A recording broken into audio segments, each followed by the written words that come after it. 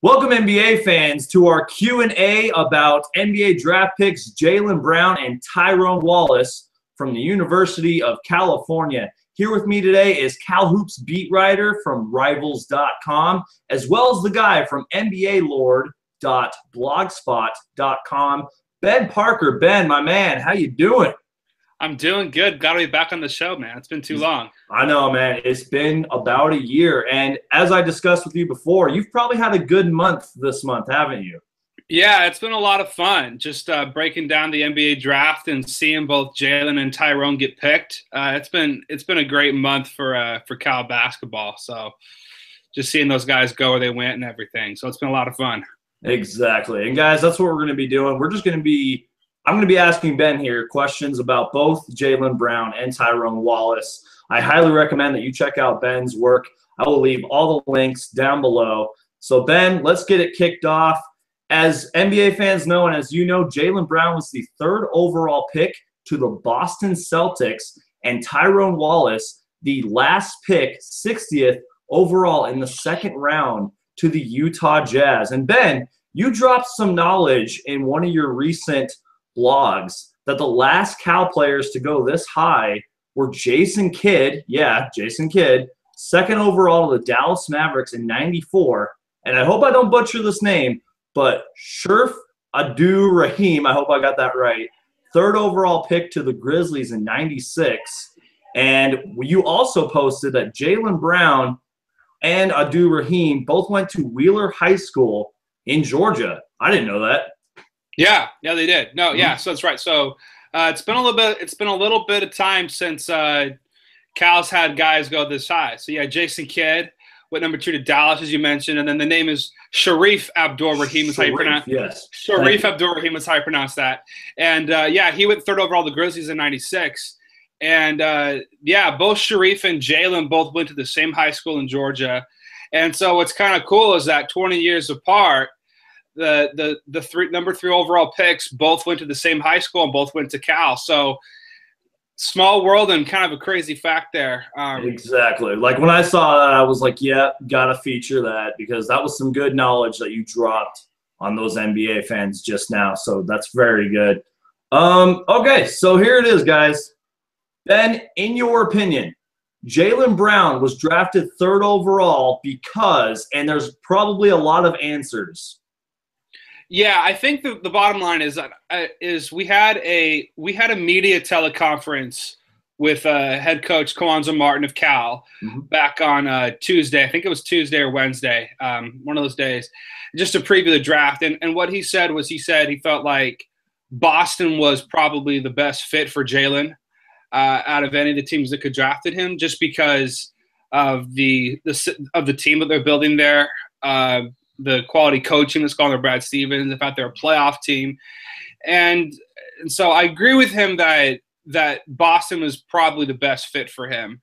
The reason why the Celtics drafted him, I think, is at the end of the day, the Boston Celtics felt like of all the guys that were left on the draft board, he was the guy with the most potential.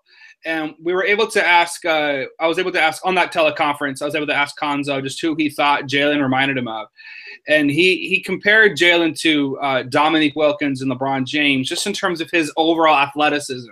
Right. And so when you have that kind of physical profile where you're 6'7", 225, and you can leap out of the gym and you're lightning quick like that, and you have that kind of physical profile, that's pretty tough to pass up. And I know that a lot of Celtics fans were hoping that they would take, say, Chris Dunn of Providence, number 3. But at the end of the day, the reason the Celtics took Jalen over those guys is because of his overall potential. And he's only 19 years old, doesn't turn 20 until October, I don't think. So He's a really, really young guy, tons of upside. And the Celtics felt like out of all the guys that were left, he had the highest potential to be their next superstar. So exactly. That's why I took him. Great insight. And also, we might discuss this in this video, but it's also, I feel, as far as what the Celtics are doing currently. Obviously, they made the playoffs. They have a great player in Isaiah Thomas, who my Phoenix Suns gave up. But I also feel that picks 3 through 6 were honestly a toss-up. And Ben, as we discussed before, my Phoenix Suns were looking at Jaylen Brown, and they were pretty high on Jaylen Brown. But I think another reason why he went to the Celtics, because the Suns needed power forwards, and they got power forwards. But you can make a case that picks 3 through 6 were anybody, you know what I mean, as far as teams picking whoever, you know what I mean? Oh, totally. No, I had, like I said, I had Buddy Hield going 3 to Boston on my mock draft, and I had Jalen going 4th to Phoenix. Exactly, because Phoenix was definitely really high on Jaylen Brown, and it just didn't happen, you know. Had he been available for, the Suns would have taken him, I think. Yeah. Had the Celtics taken somebody else, I think the Suns would have taken Jalen for. Yeah. But at the end of the day, I mean, I think that, you know, at the end of the day, what happened was obviously the Celtics were really, really high on him and rolled the dice on him and took him. And I think he's a good pick for them, because I do agree that of all the guys that were left on that board, Jalen has the highest ceiling. It's not to say that Dragon Bender and like Chris Dunn and Buddy Hield won't be good players. They will be. They could be. But, I mean, Jalen just had the best physical package and profile. But this is sort of a double question, because we are also talking about Tyrone Wallace in this video. But as far as you, what are 1 or 2 things you like about Jaylen Brown? What I like about Jaylen Brown is there's a lot of things I like about him. Number one, I really like the fact that he's an intelligent basketball player and he's an intelligent person. So he really values his academics. He was the captain of his chess club in high school, which is pretty cool. You know, he also, you know, is very well spoken. Exactly. He's very contemplative. He thinks through things. He's a really humble guy. Yes. So you talk to him off the court. He's really quiet. So it's kind of interesting to see him go from like being this like kind of quiet, reserved, laid-back guy to being this absolute animal and beast on the basketball court. It's kind of an interesting transition.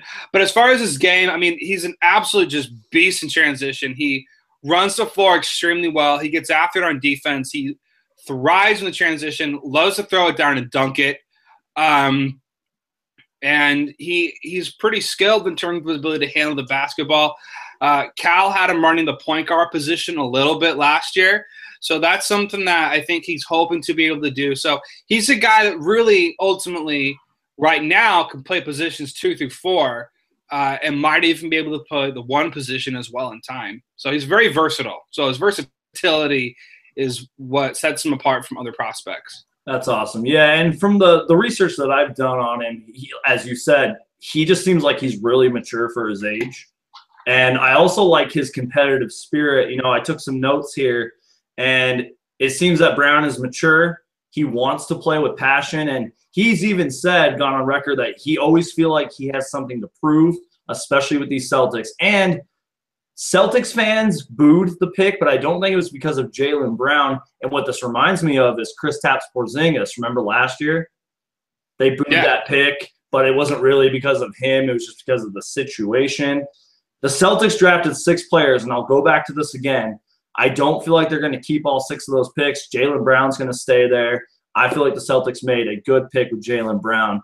So let's move on to Tyrone Wallace, and it's another simple question, the same question. What are 1 or 2 things that you like about Tyrone Wallace? But before we get into it, Tyrone Wallace is a 6'5", 205. I think he's a guard who played all 4 years at Cal with a 6'9" wingspan. So I'll go back to it. What do you like about Tyrone Wallace? What I like about Tyrone Wallace is, first of all, once again, like Jalen, I like his maturity a lot. He's a really mature young man. He's really humble and he works extremely hard. So he's got all the intangibles to succeed in the NBA. And also, too, I think another thing about him, too, is he, like Jalen, valued his education and is the kind of – played all 4 years. He made a promise to his late grandfather that he would get his degree from Cal. And so he came back to one more year to get that degree to fulfill the promise he made to his grandfather. So that was really good. And it shows a lot of character on his part. And he really values community and family a lot. So I think He'll fit really well in Utah from an off the court perspective. As far as on the court, what I like about Tyrone Wallace is just his size for the point guard position and his ability to run the point. So he's 6'5", 200 pounds. I've read reports that say he has a 7-foot wingspan. Okay. So I'm not sure if it's 6'9" or 7 foot, but he's got a big wingspan. Way, yeah. Regardless. So he's got great size for the point guard position, and he can handle the ball. He can see over defenders. And then he's also a really good slashing guard. So he does a great job at getting to the bucket and finishing around the basket.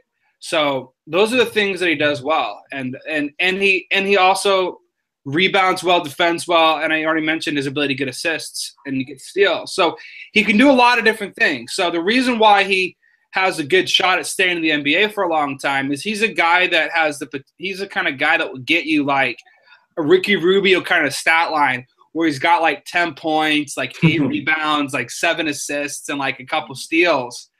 And so, I mean, guys like that are hard to come by. So that's what I like about Tyrone. Well, thank you for dropping the facts and the personal facts about Tyrone Wallace. That's why you're here, and that's why we're talking about him. I did not know that.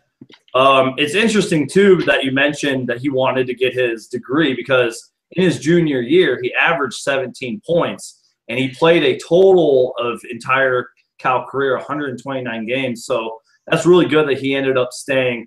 And then sort of like the Boston Celtics, I feel like the Utah Jazz are in an interesting situation because they traded away their draft pick, which you can debate, did they really need?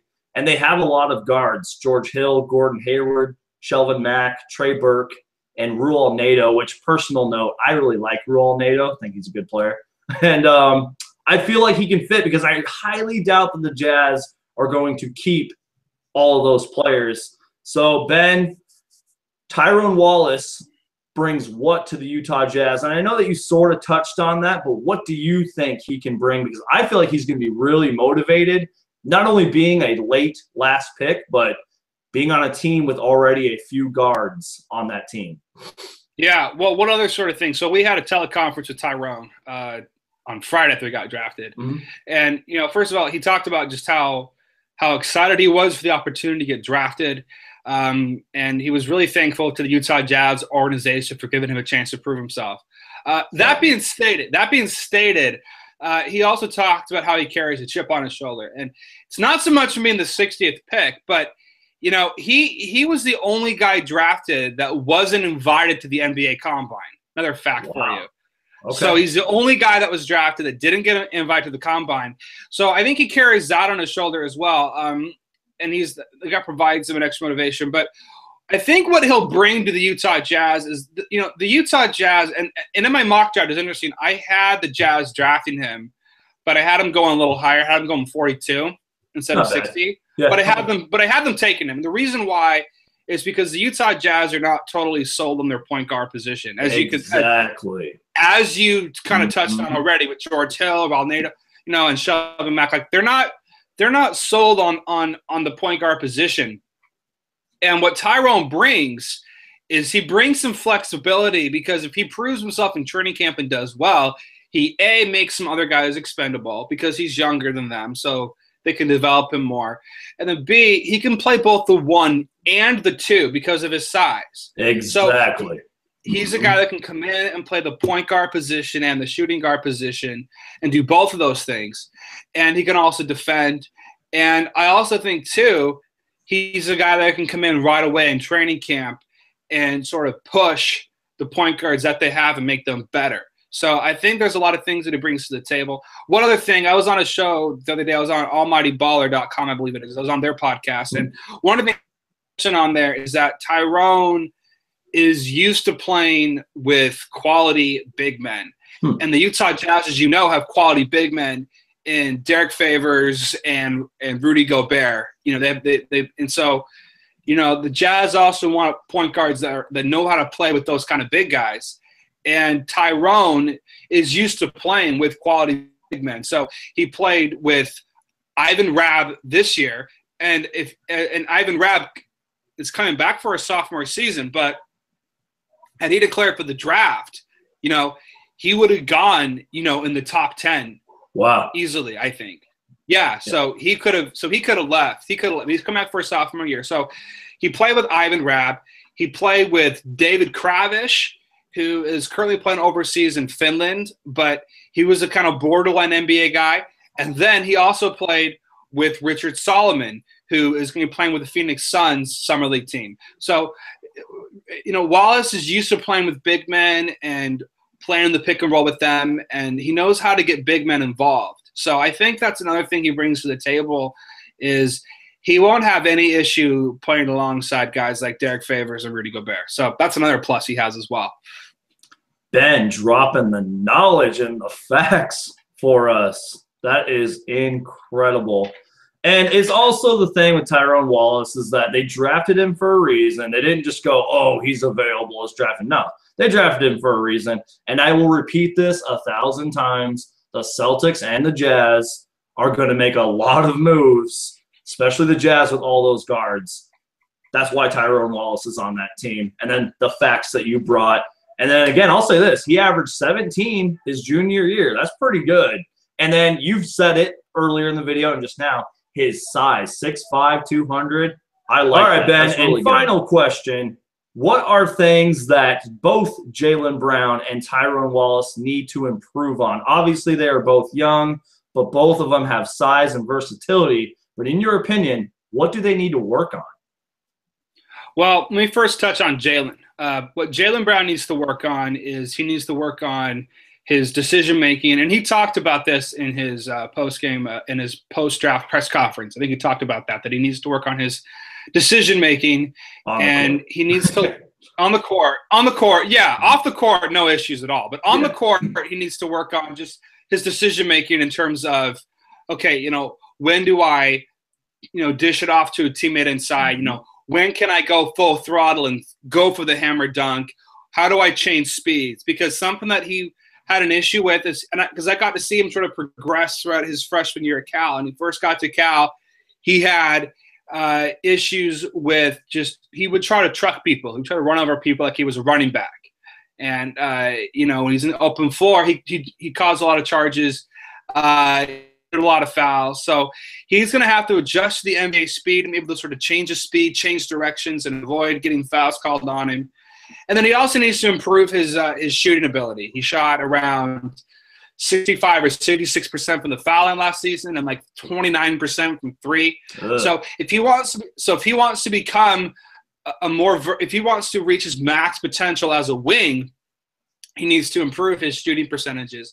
But I'm optimistic that he will, just because I watched him in practice and I've seen him drain 6 or 7 threes in a row from beyond the arc. So, he can definitely stroke it. He's got a nice shot. So I think with him, it's much more of a mental thing and just kind of a thing. So I'm confident that in time we'll see his shooting abilities improve, as well as his decision-making. Because his decision-making got better as well in time. Yeah. I think both of those things are things that are very correctable and things that he'll improve on. As far as Tyrone, his biggest weakness, if he was a better shooter, he would have gone a lot higher in the draft. Because he's a guy that has been projected in the mid-first round in earlier mock drafts for previous seasons. So it was because of his size and his speed for his position and his ability to defend. But he shot around 28 or 29% from three and around 65% from the foul line. Mm-hmm. And as an NBA guard, you have to, even more important as a guard, you have to be able to knock down your free throws and be a threat from beyond the arc. Especially at his size. Right. So, if he wants to have a long career in the NBA, he's going to have to be able to knock down his shots at a much higher clip. So, as far as Jalen is concerned, his percentages, and I think these percentages will work for Tyrone as well. Okay, because these are guys. Jalen and Tyrone are similar in that they can do a lot of things on the floor. They're both good defenders. They can play multiple positions. Tyrone, if he can actually stroke it, you could maybe even slide him to the three. Maybe with that size, you could maybe slide into small forward.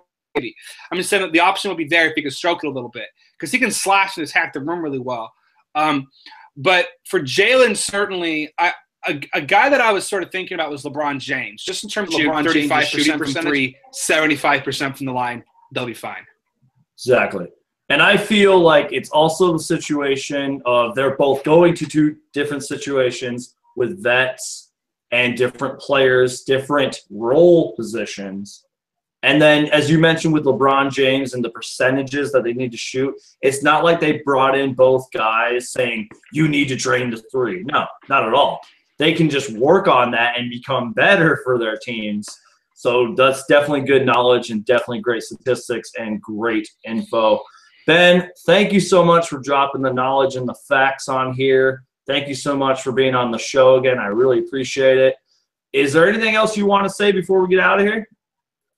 No, I'm good. I'm just happy to be on here, and looking forward to be on here again in the future. Absolutely, man. We'll definitely have you back on. And once again, guys, please go check out Ben. Ben is the Cal Hoops beat writer for Rivals.com. Once again, Cal Hoops beat writer for Rivals.com, as well as the guy from NBALord.blogspot.com. I will leave all the links down below. Please go check him out. Go follow him. He is always dropping the NBA facts, the NBA news, all that stuff, and doing a lot of great stuff for Cal and for Rivals.com. So, Ben, thank you so much once again for joining. My name is Brandon.